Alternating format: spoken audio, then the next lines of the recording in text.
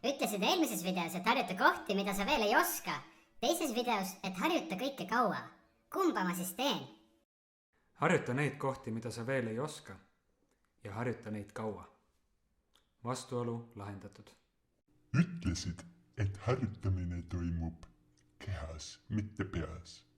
Mina arvan, et on risti vastupidi. Harjutamine toimub põhiliselt teadlikkusega, mitte lihastega. Ma saan aru, kuidas sa mõtled, aga ma pidasin peas olemise all midagi muud silmas. Ma mõtlesin midagi sellist, kui öeldakse, et sa oled oma peas kinni või ära mõtle üle. Selleks, et areneda, on vaja sõrmi liigutada, mitte mõtteid mõlgutada. Tihti ma oma õpilastelt näen seda, kus nad lähevad sellisesse meeleseisundisse, kus nad hakkavad asju küsima ja rääkima, mõtisklema ja siis proovivad ühe korra ja siis jäävad seisma.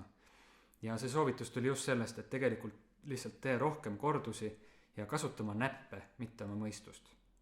Su videotel on halb heli, mu poeg.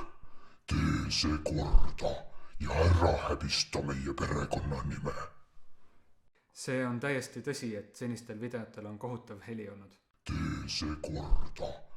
Hetkel ma prioritiseerin seda, et ma igal esmaspäeval annaksin ühe video välja ja et ma annaksin sisu edasi. Ja ma proovin kõik tehnilised vead parandada käigu pealt. Nii et loodetavasti näeme evolutsiooni edasistes videotes.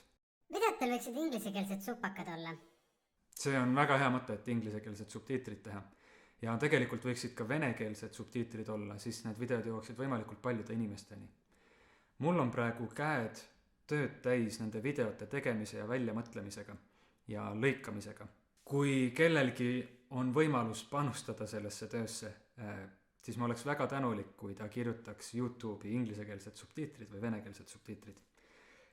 Ma ei viitsinud seda videot lõpuni vaadata. Pane järgmine kord timestampid sinna, kus need naljad on, okei? Ma pole kunagi suutnud mitte nalja välja öelda, mis mulle pähe tuleb. Ja neid videoid tehes tuleb mulle palju nalju pähe. Aga siiski on see põhiliselt gitarri kursus, mitte naljavideo.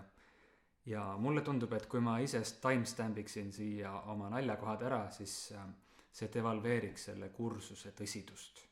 Ma tahan, et see kursus oleks akadeemiline, kuiv ja ennekõike igav. Aitäh vaatamast ja küsige julgelt küsimusi, andke julgelt tagasisidet, sellest on väga palju kasu. Ja lõpetuseks nõuanne kriitika andmise kohta. Kiida avalikult, kritiseeri privaatselt. Aitäh vaatamast, järgmise korrani!